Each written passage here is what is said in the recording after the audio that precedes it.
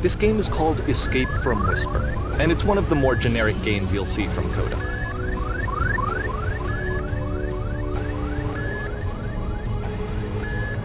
Security call reached. Hostile alien life forms inbound. It kinda looks like this game was abandoned mid-development. For instance, you have this gun, which you'd think would indicate that there are supposed to be monsters or enemies somewhere, but then clearly there are no enemies anywhere. You can't even reload the gun when you run out of bullets. But ultimately we don't really know. Maybe Coda thought that actually it was complete the way that it is. And I think that we should talk about his games for what they are, rather than for what they're not. I love how you can see the bottom of the universe from this room.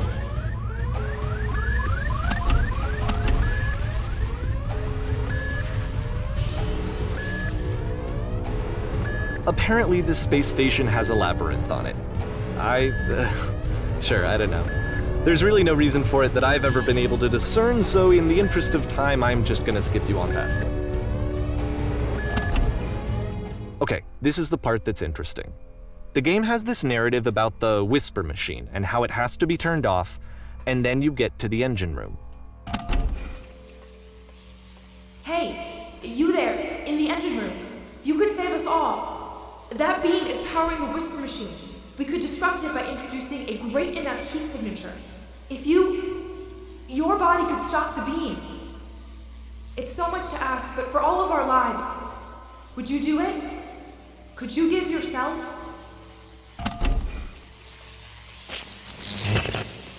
Let me pause here for a second. What you just experienced, stepping into the beam and then dying, is probably what Coda had initially intended when he was developing this level.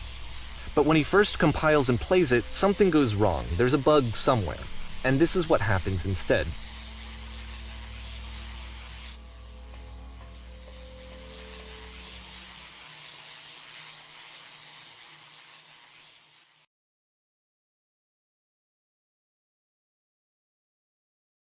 The beam causes you to start floating. And this is an important moment for him. Because yes, this is technically a glitch, but Coda identifies something human about it, like how small it makes you feel in the face of this larger chaotic system. Or this floating could be the afterlife, a peaceful place, juxtaposed against all of the hysteria that you've just had to traverse. I don't even know. I have no idea what he was thinking, but what's clear is that after making this, something lodges itself in his brain. He wants to do more of these really weird and experimental designs. So he stops work on this and moves on to a stream of tiny little games that go in all sorts of directions. Let's go ahead and take a look at the first game he made after leaving this one behind.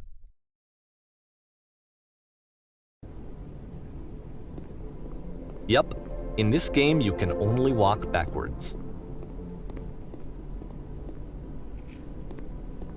So it's a short and relatively minimalist experiment combining motion and narrative. It is less advanced than the previous game, but actually it seems to be more focused, more complete. Coda's trying to give it a unique voice rather than simply basing it on a pre-existing trope. It's a short little thought, it says what it wants to say, and then it ends. Didn't need anything more than that. Which to me is why it works, because it gets out quick. Okay, next one.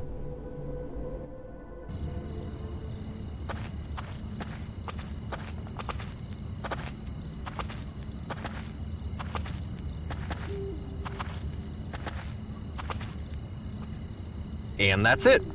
Okay, the meaning of this game won't be clear just yet. Please be patient with me for a few more games, and I promise you'll see what makes it interesting.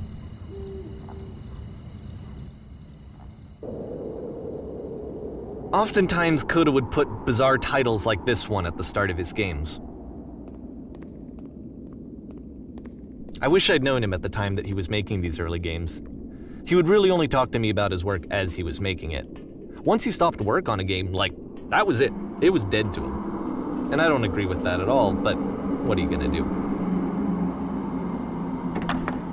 Once you've been slowed to an absolute crawl, the door at the top of the stairs opens. So why, if Coda's not showing these games to anyone, why bother opening the door at all? Well, to show you, I'm modifying the game here so that when you press enter, it'll bring you back up to full speed so you can enter the door for yourself.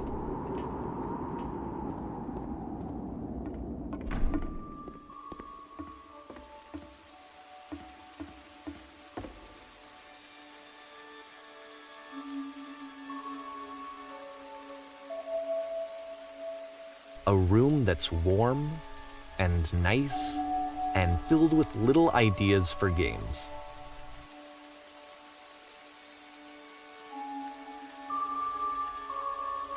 Coda would often tell me that he didn't mind if people thought of him as cold or distant. He said that he knew that he was actually a vibrant and compassionate person, but that it takes time to really see that. It can be a very slow climb to get there.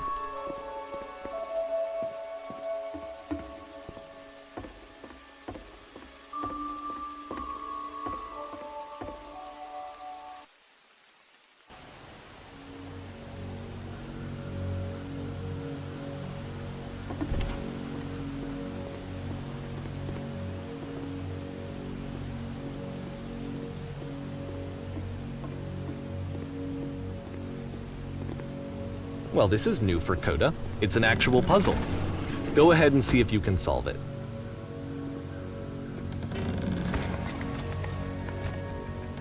Don't forget that solution, because we're going to see this puzzle again soon. We're going to see it a lot.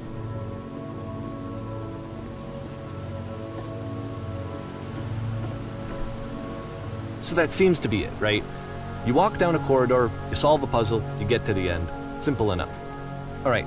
Now I'm going to modify the game again so that when you press enter, it'll remove all of the walls from this room.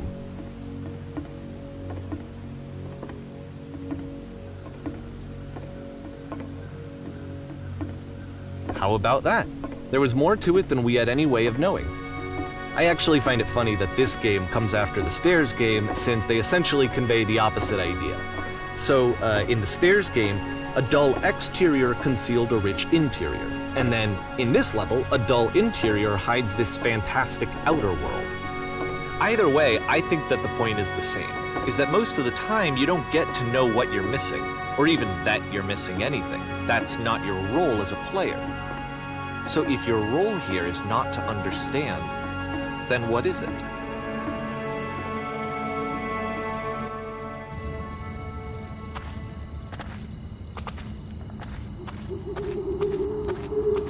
Aha!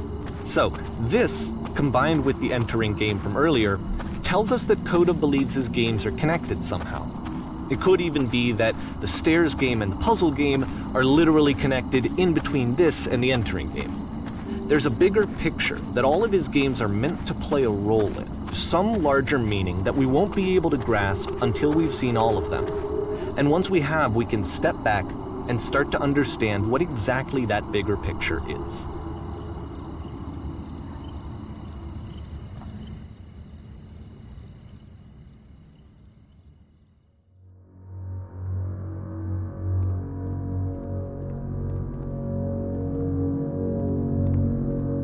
Let's talk about video game development for a second. Every video game runs on what's called an engine, which determines what the game can and cannot do. So in other words, the engine is a set of tools for game development. To make all of these games, Coda is using an engine called Source. Like all engines, Source has certain things that it does well, and it has certain things that it does poorly. One of the things that it does very well is boxy linear corridors. That's why so many of Coda's games are set in these large, flat, empty rooms, is just because he's working with what the engine does well. The tools available to the creator shape what kinds of creative work they're going to end up making. You might consider paying attention to the architecture in Coda's games, to notice how they seem to stem from an engine that's very good at producing linear, boxy corridors. This prison, funny enough, in Coda's original design, the doors stayed shut for a full hour before letting you go. If you don't mind, I think we're gonna skip that. This is something that he and I used to argue about a lot. You know, whether a game ought to actually be playable. whether it means anything if no one can get through it. And I would always defend that, all this work goes into the game, why not make it playable and accessible?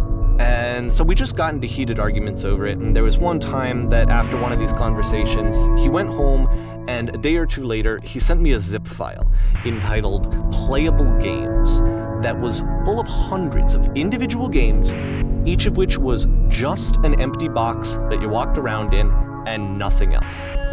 Believe me, I played every single one of those just to find out if there was like a gag hidden somewhere. There wasn't.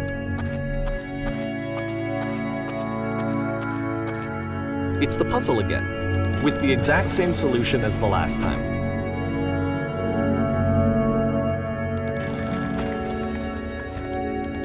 There's still no clear indication of what makes this puzzle so special that Coda is going to return to it over and over. But I promise I'll share with you my interpretation very shortly.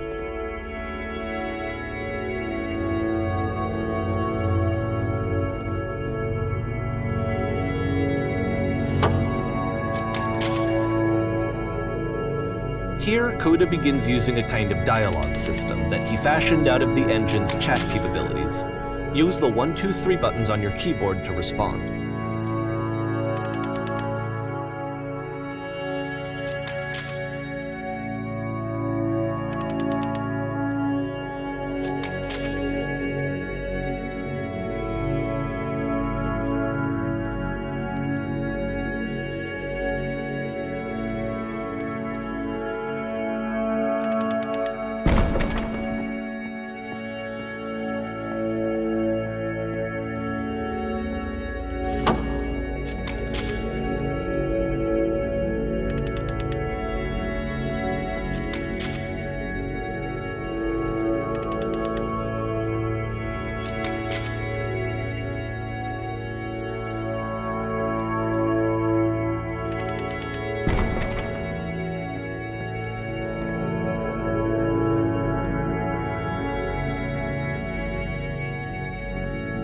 And so we make one last descent down to the final floor of the level.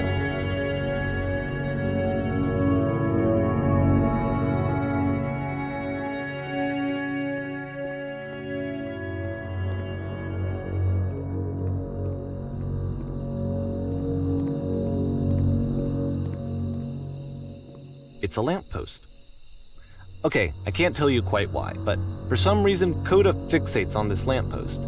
It's going to appear at the end of every single one of his games from here on out. I'll tell you what I think. I think that up to this point, he's been making really strange and abstract games with no clear purpose, and maybe you can only float around in that headspace for so long. Because now he wants something to hold on to. He wants a reference point. He wants the work to be leading to something. He wants a destination, which is what this lamppost is. It's a destination. We're going to see it in the work as well. His games are just going to become a lot more cohesive, a lot more fully developed, with more of a clear idea behind them. And as we go, that idea will get clearer and clearer and clearer.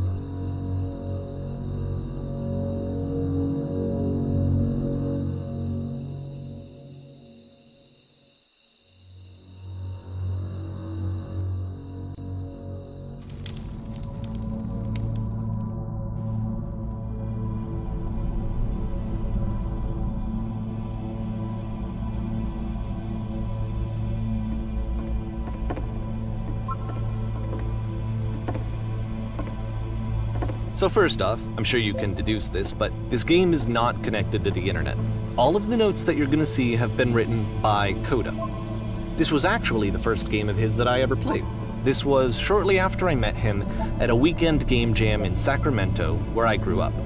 I saw him working on this very level, and it was just so different from anything that anyone else was doing. So right away I was like, I have to be friends with this person. In retrospect, I think I was probably a bit too pushy, trying to get his attention. I was over-enthusiastic. But he was very gracious about it and very patient with me. And I cooled off eventually. Oh, feel free to skip over any of these notes if they're not doing anything for you. Nothing extra is going to happen if you read all of them. Either way, to me they convey a sense of loneliness. I see this person who's filled with thoughts and feelings and beliefs and has no way to express them except as scattered and unheard voices in a game that wasn't meant to be played.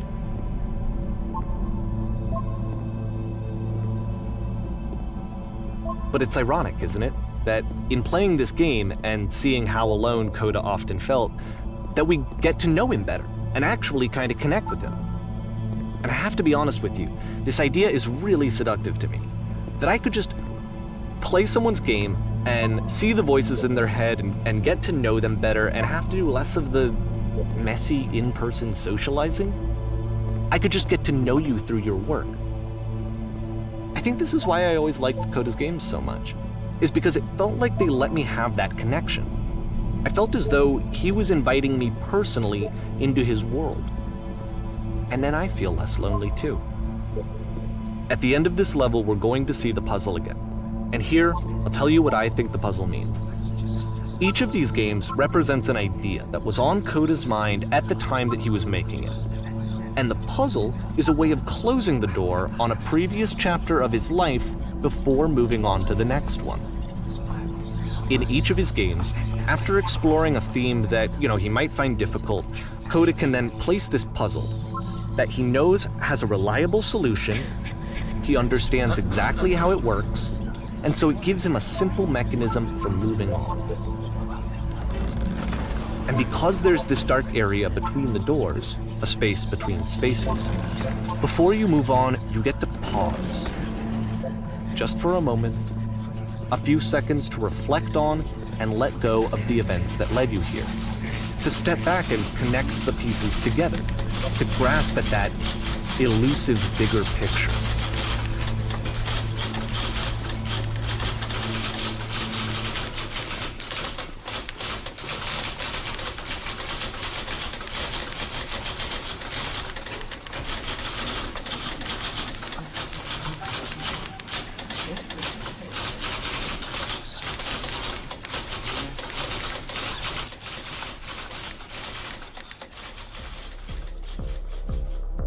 Okay, this one is tough.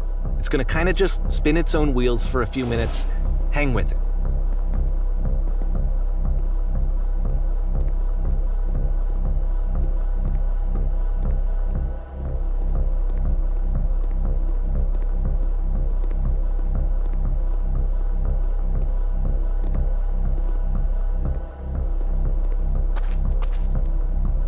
See, this is it. The whole game. And there's nothing that's particularly interesting about it. You just walk to the end of a hallway. Except, for some reason, Coda gets really fixated on this prison that has all of this modern furniture. And I don't know why, but he decides he needs to revisit this prison. He's gonna start over, use the same assets, turn it into something else. Okay, cool. Here's version 2.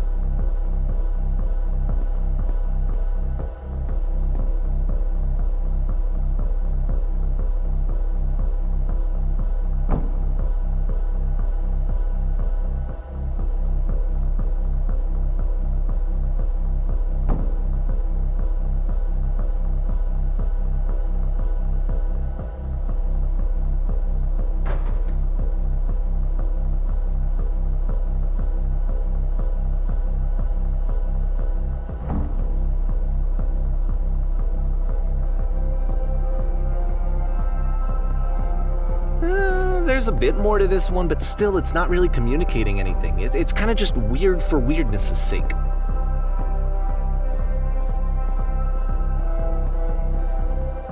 So okay, he throws it out and starts over. This time he comes at the prison idea from a different direction.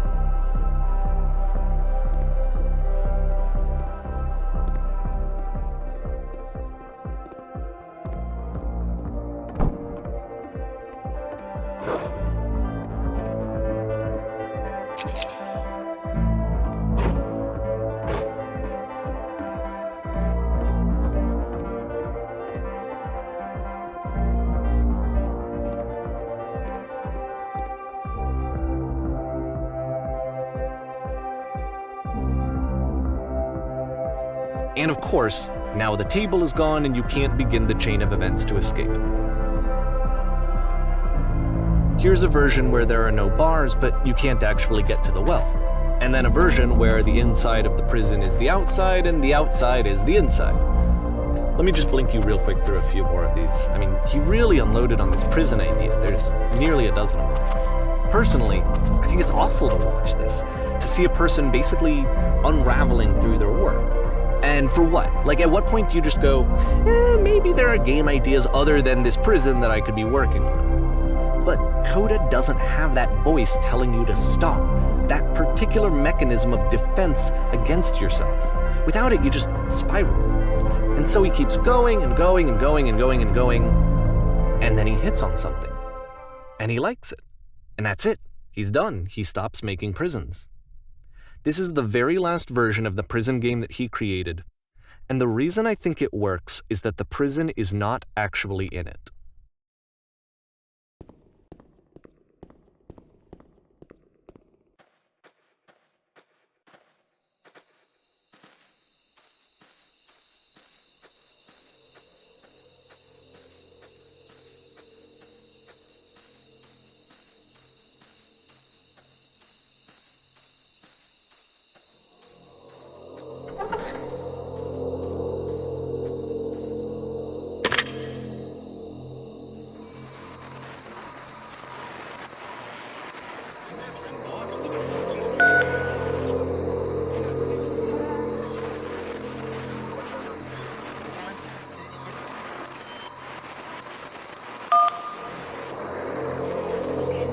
It's a conversation. And so this is what Coda wants, is to be able to talk to someone, to share what's on his mind, and to get some good advice from someone who knows. But the irony is that even in this scenario, you're still talking to yourself. You know, all of these games so far are Coda talking to himself.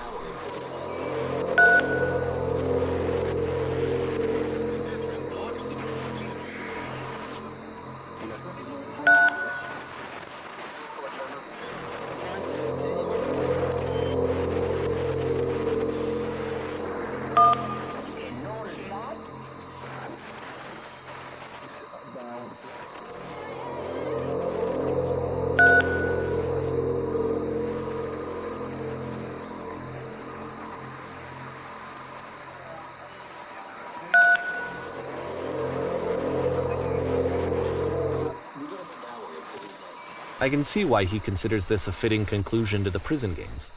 After all of the obsession and frustration, just to be told by someone you can trust that things are going to be okay. Wouldn't that be nice?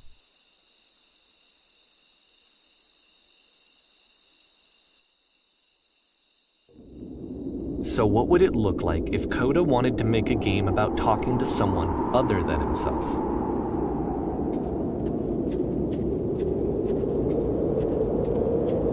To me, this environment is meant to represent Coda's puzzle, with the two doors on either side and a dark transitional space between.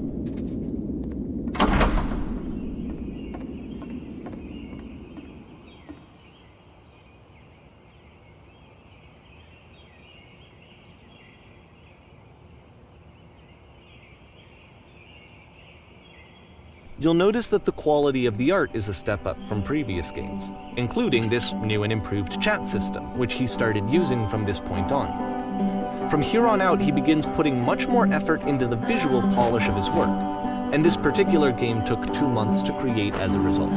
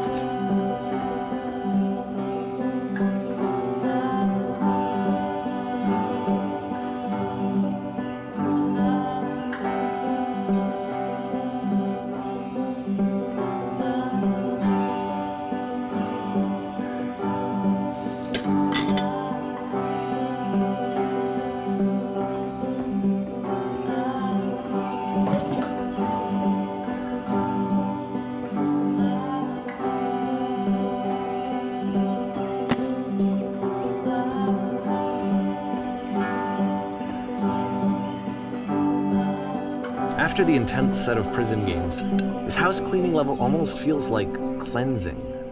It's the moment after a particularly difficult or traumatic experience where you just need to let it sit and digest inside of you, and eventually cohere into something meaningful.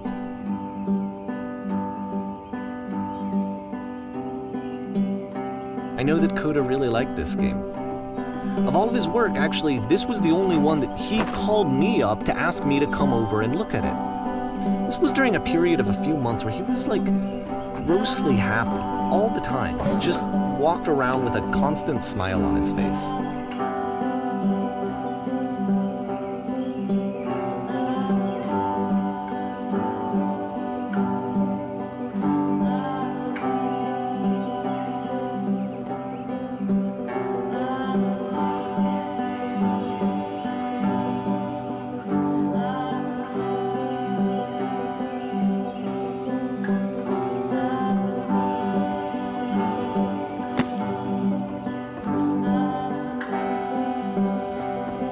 I'm glad he made this. I'm glad he found some peace.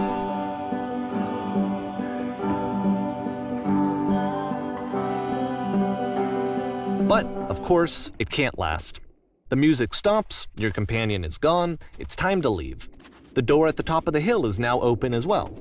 Again, you can't stay in the dark space for too long. You just can't. You have to keep moving. It's how you stay alive.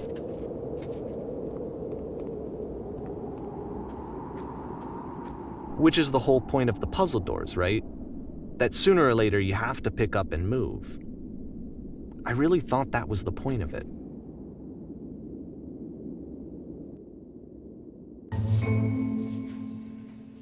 This one gets a bit goofy.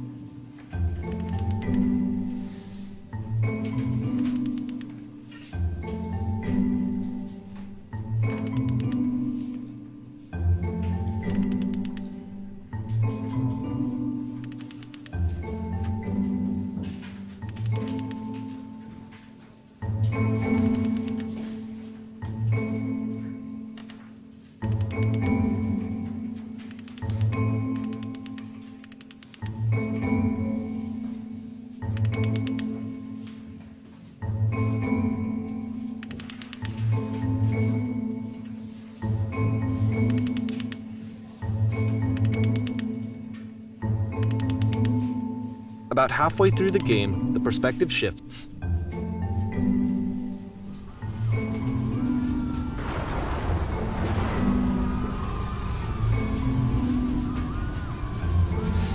And you play as the teacher.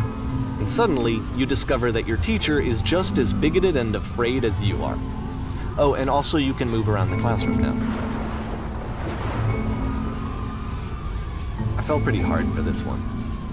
I feel like it's one of the most relatable experiences that you can have. To assume that some other person is perfect and totally fulfilled in every way, and completely miss all of the little flaws that make them painfully human. I think about this game a lot these days.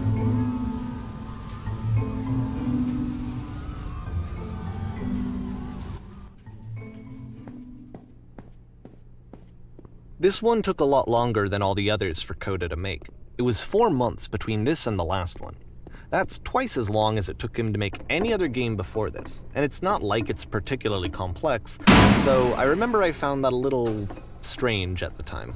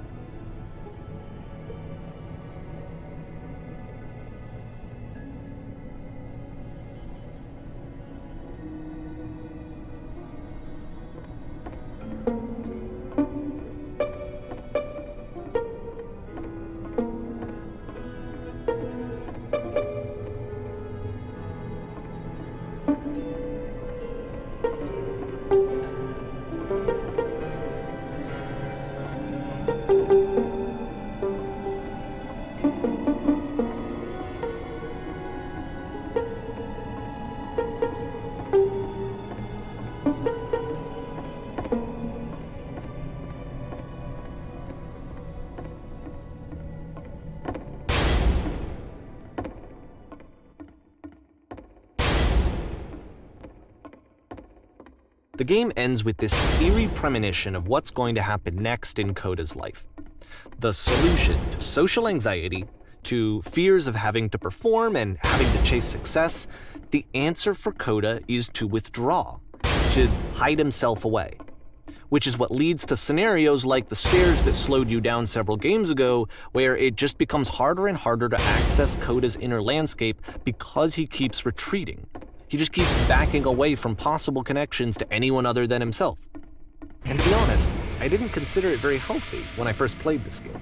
You know, it looked to me like he was trying to justify the idea of just disconnecting yourself from the world. And that wasn't what I wanted for him or for his games. Because I feel like a lot of his games are inviting me to connect with this person, to bring him closer. But what can you do? After this, Coda went off and took another 5 months to make a new game.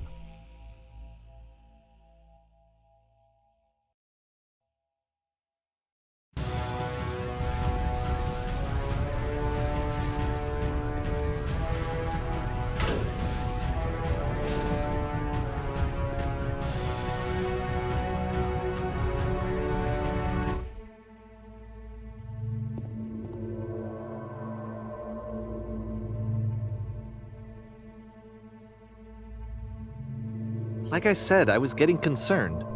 First off, he's never been this explicit in his work about exactly what he's thinking. So where's that coming from? But then even weirder, his work has potentially stopped being an outlet for him. Not like he's having trouble iterating on ideas, but he literally just can't think of new ideas anymore. And in person, he was being a lot more distant than usual. Like, you know how sometimes a person will just deflect anything that you say in order to keep themselves disconnected all the time? It was that kind of thing. Here was the point in my relationship with Coda where I really started to wonder if he needed my help in some way. His games are going to get more desperate from here on out. After this game, it's almost 6 months before he finishes something new.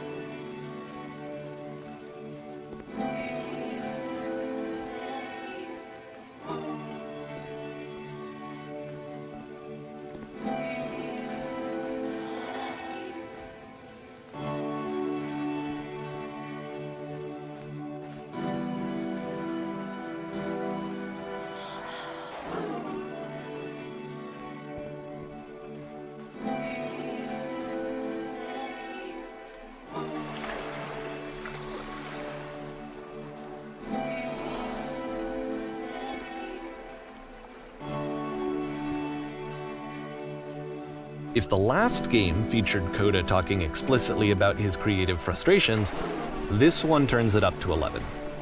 Now, put yourself in my shoes playing this. Here's a friend whose work is exhibiting signs of struggle, frustration, anxiety, depression, even. And yet, still, he keeps making games. He keeps throwing himself into the grinder even when he clearly doesn't have the energy for it anymore. Why? What is it for? Because from my perspective at the time and just what I knew of him, this was a result of how isolated he was.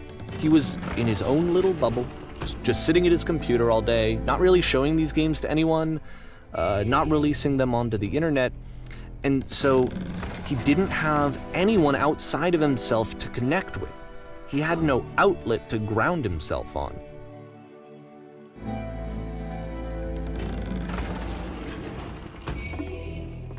You can't talk yourself out of loneliness.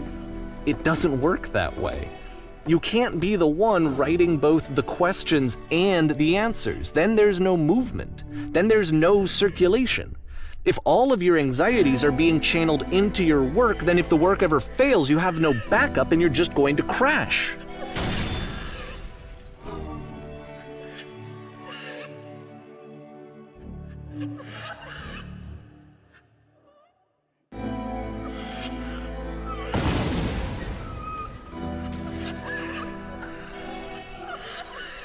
Seeing this game at the time that he made it looked really unhealthy to me.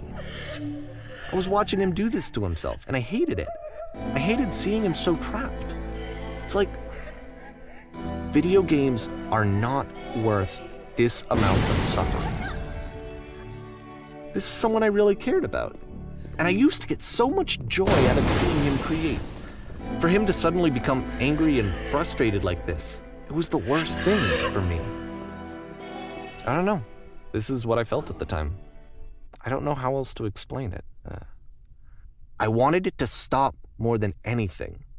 I had never felt so rotten. I needed more than I had ever needed anything for this to stop. But it didn't stop. After finishing this one, Coda takes another 7 months and comes up with a new game.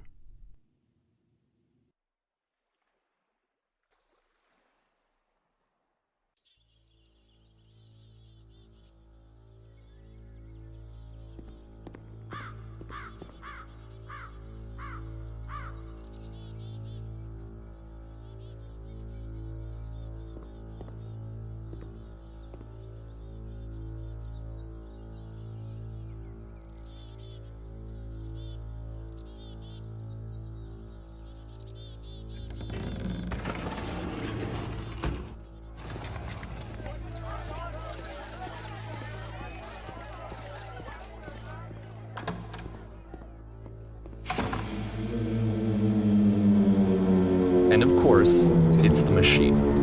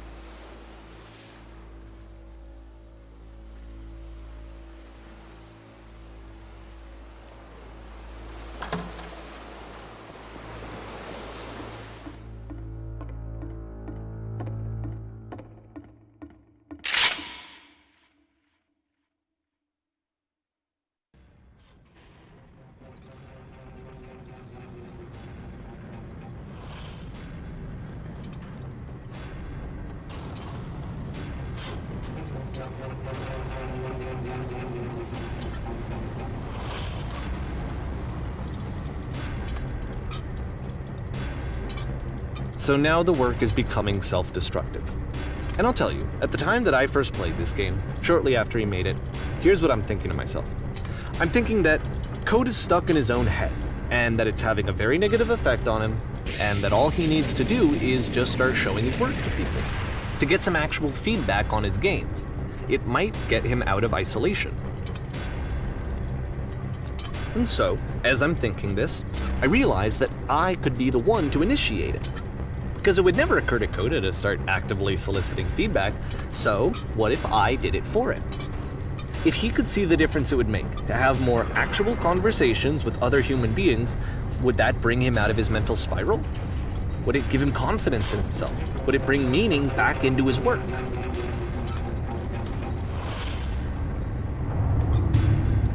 So I started showing Coda's work to people. I took this one, and the islands which you just played, the theater, the notes, the house cleaning game, and some of the prison escape games. I brought them to people that I knew and trusted. I asked their opinions. And the great part is that they really loved his games. You know, the point of it all is just to give him some external reference point, but they genuinely loved his work. There was nothing for him to be afraid of.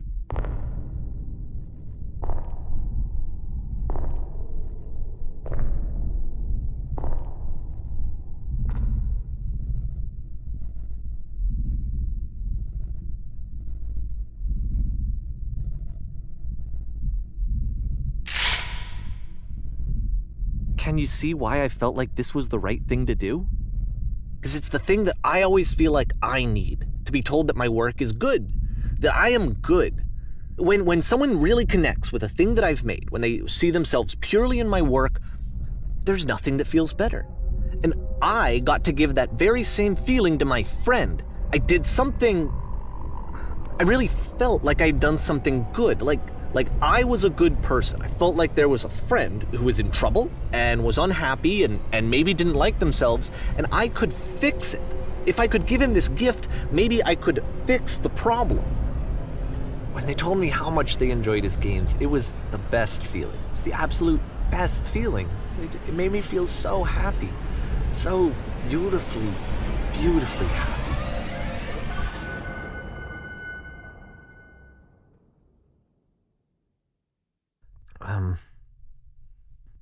So anyway, Coda finishes this game, and then really he just kind of takes off for a while. So this is June of 2011, and I didn't hear anything from him for several weeks, I guess. And so out of nowhere, one day I get an email, and it's got a private link to a new game of Coda's. This one is called The Tower, and to my knowledge, it's the last game that Coda ever made. So let's take a look.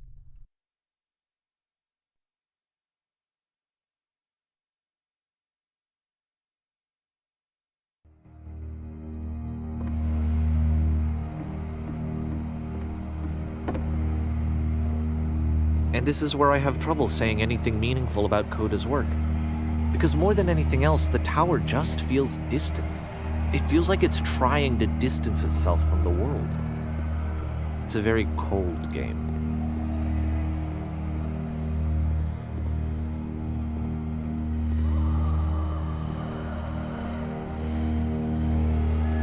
This room actually has a maze in it.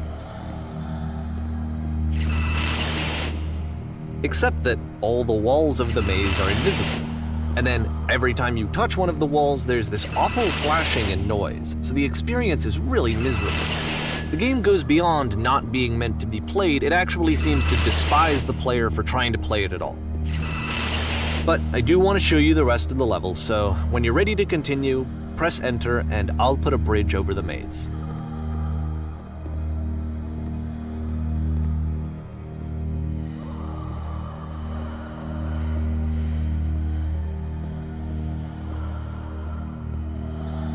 And to be fair, it's not like this is the first game that's needed some modification to be playable. Like the house cleaning game. You know, that one used to actually loop the cleaning chores and you just cleaned a house forever. I had to cut it off so that you could exit the house and the game would actually end. But that game had an idea that it was actually trying to communicate. What's the deeper idea behind the invisible maze? The only way past this challenge is to randomly guess the 6-digit code. Like the invisible maze, it's frustrating to me, because it's the opposite of everything else that Coda has made. It doesn't encourage thought or engagement. It doesn't ask anything of me, except a lot of my time. If I could have reached him during this time, then maybe I could have asked him, but I couldn't. I still don't really understand why this is here. I'll put the code on the ground for you here, though, so that we can move on.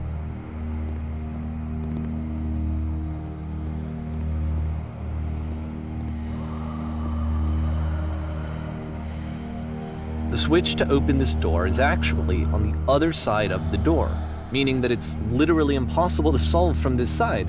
So even if you somehow brute forced your way through the first 2 challenges, and you got to this point, there's actually just no way to progress. And it's scary for me, the idea of Coda cutting himself off entirely, just saying, you know, that's it, that's the end of the conversation, not giving me any way to fix the problem. I feel like a failure, I guess, when I can't fix the problem. But I can open this door for you, so let me do that. Was I a failure for not understanding this game? I mean, I don't know why I would be. It's not like everything needs to have a solution, but I feel it somehow. I feel like I failed, and I don't understand why. I remember, it's June of 2011, I'm playing this for the very first time, and as I'm playing, I'm thinking to myself, I don't know this person. I have no idea who this person is. It wasn't the guy I knew, it wasn't my friend. I had come to so many conclusions from looking at all of his work up to this point, and then suddenly none of them... I had been trying to, though. That was the thing. For years, I was trying to get to know him, to understand who he actually was and what he stood for. I asked him so many times to please just tell me what his games mean to him. I asked him please to tell me what the 3 dots mean. And he wouldn't.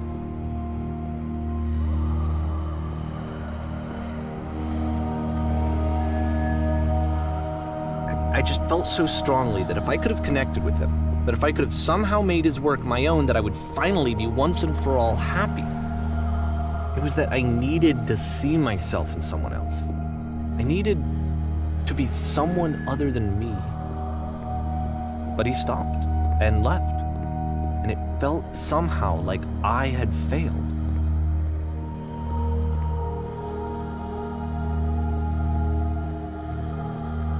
Where did I screw up?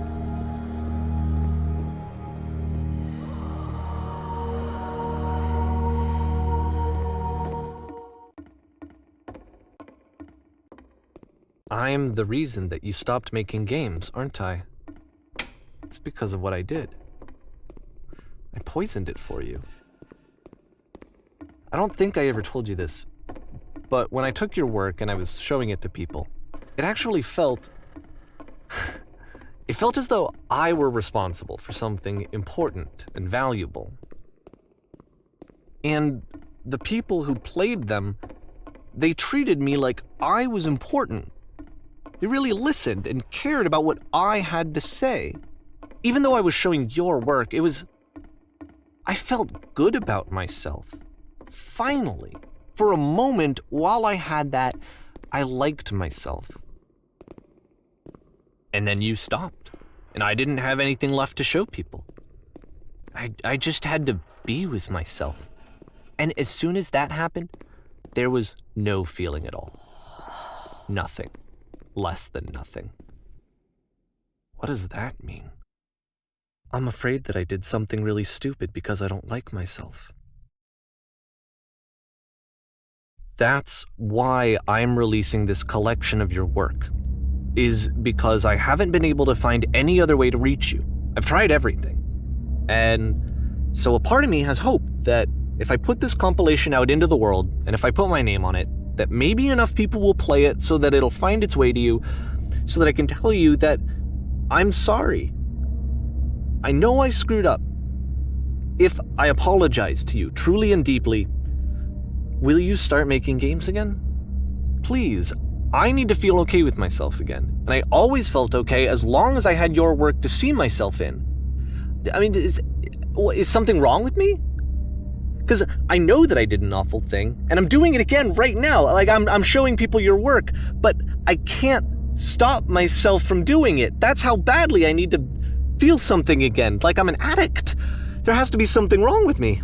Can I apologize? What if I tell you I was wrong? Will that work? Will that fix it? I don't know. I don't think it will, but there's nothing else that I can do. Just tell me what you want. I'm sorry. I'm sorry. Please. Start making games again. Please help me. Please give me some of whatever it is that makes you complete. I want whatever that wholeness is that you just summoned out of nothing and you put into your work. You were complete in some way that I never was. And I want to know I want to know how to be a good person. I want to know how not to hate myself. Please. I'm fading, and all I want is to know that I'm going to be okay.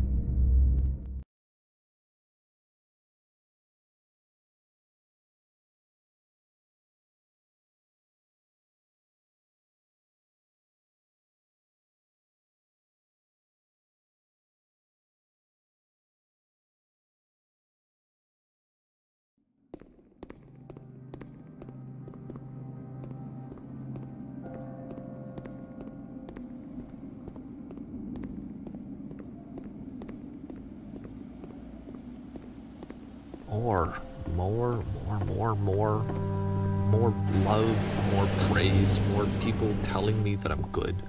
Always more. It's like a disease. Solution.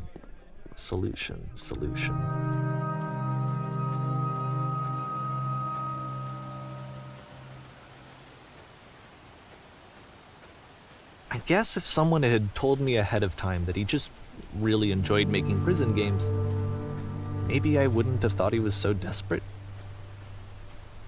wouldn't have told so many people that he was depressed. Maybe he just likes making prisons.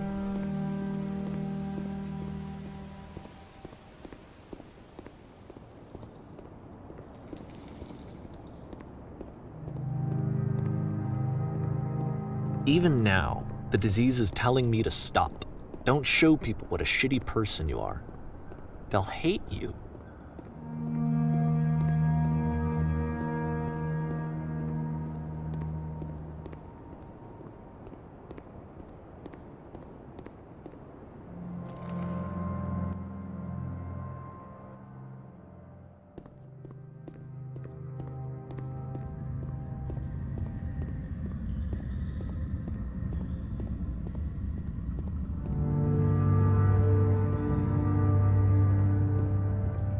If I knew that my life depended on finding something to be driven by other than validation, what would that even be?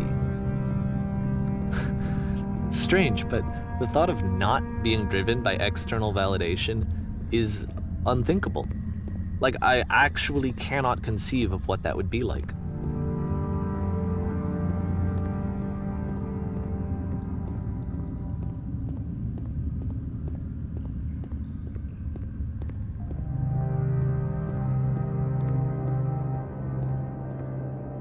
What now?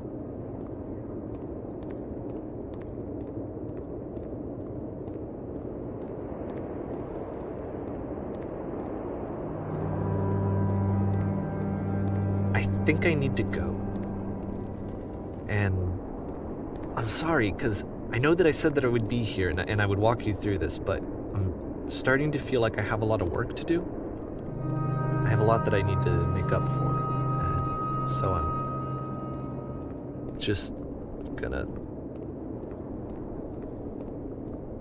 Okay.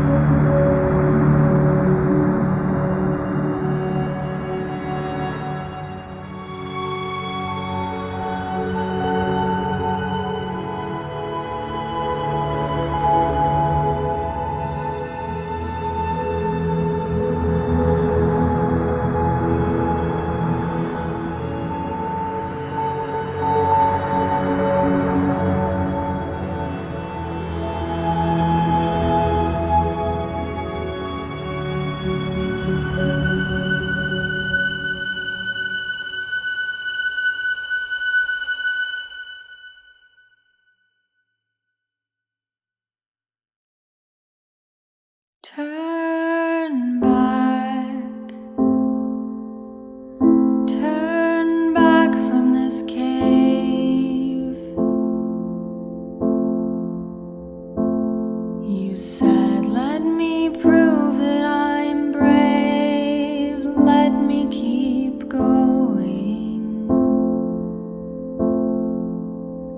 But the cave goes for miles and miles and miles,